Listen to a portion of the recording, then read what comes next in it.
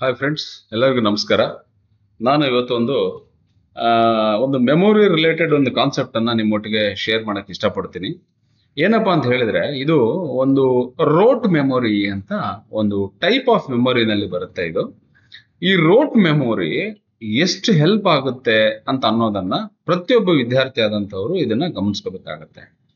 ಏನಪ್ಪಾ wrote memory ಅಂತ ಹೇಳಿದ್ರೆ, ನೀವು ಯಾವುದೇ ಒಂದು ವಿಷಯವನ್ನ ಅರ್ಥ ಮಾಡ್ಕೊಳಕ್ ಆಗಿಲ್ಲ ಅಂತ ಹೇಳಿದ್ರೆ ಅದನ್ನ ಬರೆದು ಅಭ್ಯಾಸ ಮಾಡಿದ್ರೆ ಆ ಅಭ್ಯಾಸವು ನಿನಗೆ ಯಾವಾಗಲೂ ಮೆಮೊರಿನಲ್ಲಿ ಉಳ್ಕೊಳ್ಳುತ್ತೆ ಅನ್ನುವಂಥ ಕಾನ್ಸೆಪ್ಟ್ ಏನಿದೆ ಅದನ್ನ ನಾವು ರೋಟ್ ಮೆಮೊರಿ ಅಂತ ಕರಿತೇವೆ. ಎಕ್ಸಾಂಪಲ್, ಈಗ ಸೈಕಲ್ ಹೊಡೆಯುವಂಥದ್ದು ಅದು ಆಲ್ರೆಡಿ ನಿಮಗೆ ಟೆಕ್ನಿಕ್ ಗೊತ್ತಿರುತ್ತೆ, ಅದು ಮೆಮೊರಿ ಸ್ಟೋರ್ ಆಗಿರುತ್ತೆ. ಈಗ ನೀವು ಸ್ಕೂಲ್ ಬಿಟ್ಟ ತಕ್ಷಣ ಸೀದಾ ಮನೆಗೆ ಹೋಗ್ತೀರಾ.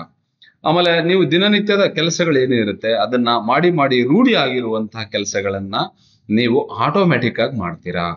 ಸೊ ನೀವು ಯಾವುದೇ ಒಂದು ಉತ್ತರ ಬರಲ್ಲ ಅಂತ ಹೇಳಿದ್ರೆ ಆ ಉತ್ತರವನ್ನ ಪ್ರತಿದಿನ ನೀವು 2 ಸಾರಿ 3 ಸಾರಿ ಸುಮ್ಮನೆ ಹೇಳ್ಬೇಕು, ನೋಡ್ಕೊಂಡು ಸುಮ್ಮನೆ ಹೇಳ್ತಾ ಹೋಗಿ, ಗಟ್ಟಿಯಾಗಿ ಹೇಳ್ತಾ ಹೋದ್ರೆ ಅದು ಪ್ರಾಕ್ಟೀಸ್ ಆಗುತ್ತೆ. ಉದಾಹರಣೆ, ಇನ್ನೂ ಎಕ್ಸಾಂಪಲ್ಸ್ ಹೇಳ್ಬೇಕಂದ್ರೆ, ನೀವು ಡೈಲಿ ಬೆಳಗ್ಗೆ ನಮ್ಮ ನಾಡಗೀತೆಯನ್ನ ಹೇಳ್ತೀರಾ, ನಿಮಗೆ ಪ್ರಾಕ್ಟೀಸ್ ಆಗ್ತಾ ಹೋಗುತ್ತೆ. ಪ್ರಾಕ್ಟೀಸ್ ಆದಂಗೆ ನೀವು ಯಾವ ಕ್ಷಣದಲ್ಲಿ ಬೇಕಾದ್ರೂ ನೀವು ಅದನ್ನ ಹೇಳಕ್ಕೆ ನಿಮಗೆ ಬರುತ್ತೆ. So this we can call it as wrote memory. ಅಂದ್ರೆ ಅಭ್ಯಾಸದಿಂದ ಉಂಟಾಗುವ ಒಂದು ಮೆಮೊರಿಯನ್ನ ರೋಟ್ ಮೆಮೊರಿ ಅಂತ ಕರೀತಾರೆ.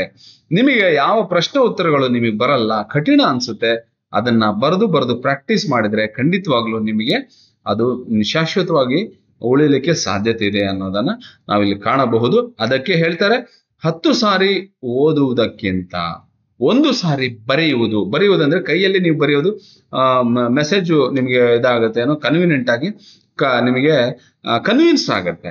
ಏನಂದ್ರೆ ನೀವು ನೋಡಿದ್ದನ್ನ ನಿಮ್ಮ ಮೈಂಡ್ ಗ್ರಾಸ್ಪ್ ಮಾಡಿ ಅದನ್ನ ಕೈ ಮೂಲಕ ಬರೀಬೇಕು. ಸೊ ಸೆನ್ಸ್ ಆರ್ಗನ್ಸ್ ಕೆಲಸ ಮಾಡುತ್ತೆ.